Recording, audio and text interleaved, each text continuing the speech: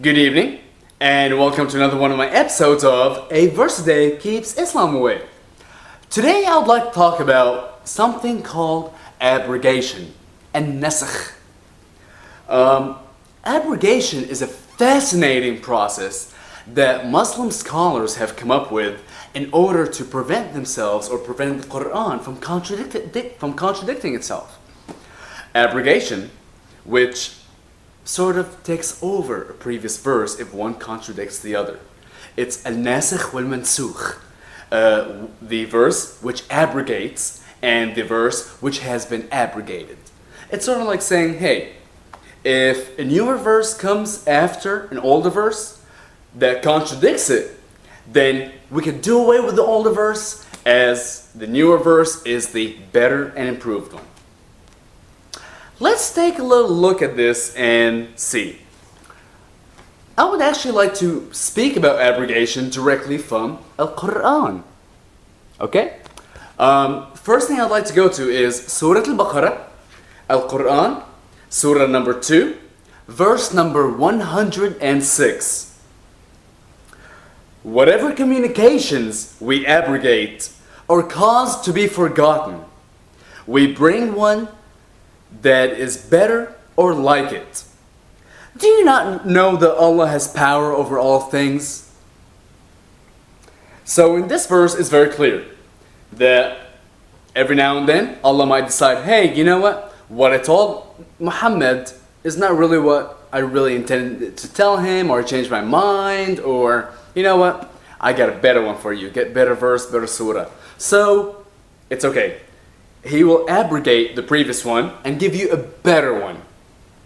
Now, let us move on to a different surah. Surah Al-Hajj, the pilgrimage. Al-Quran, book number 22, verse number 52. And we did not send before you any apostle or prophet, but when he desired, the shaitan made a suggestion respecting his desire. But Allah annuls that which the shaitan casts. Then does Allah establish his communication, and Allah is knowing and wise. Before I move on, I just want to mention the Arabic for this one, because in the previous verse it actually mentioned the word abrogation in it. Yes, we abrogate. However, this one, it talks about, but Allah annuls. That's how it's translated. Let's look at the Arabic, see if the word nasakh is in there.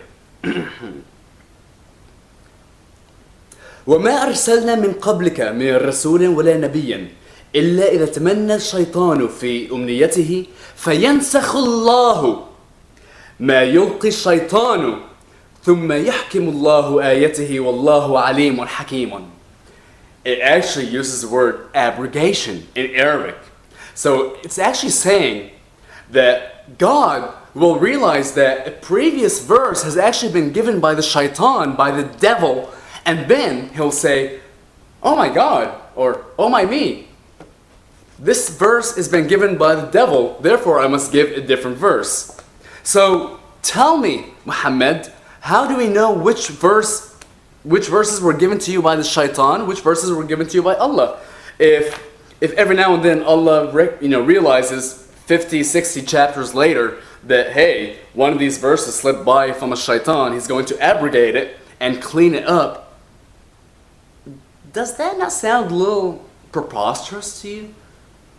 Alright, one last thing I'd like to mention is, a few days ago I made a video, and the video was about Islamic tolerance of other religions.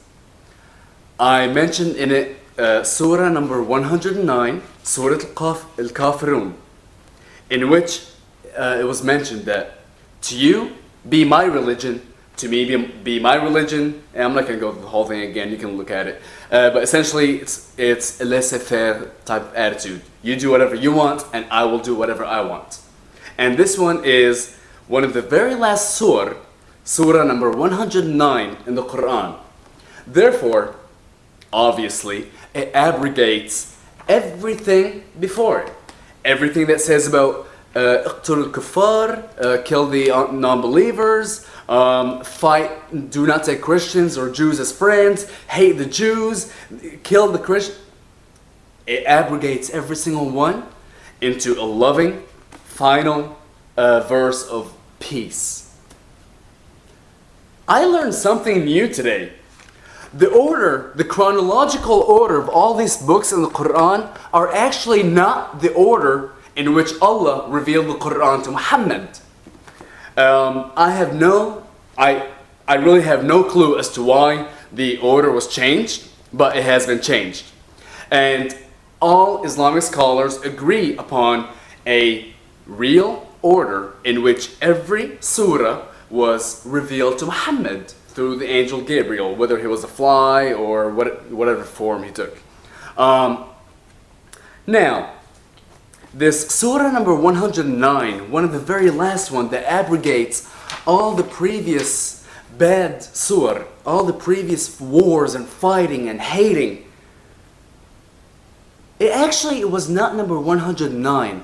It was actually revealed as surah number 18.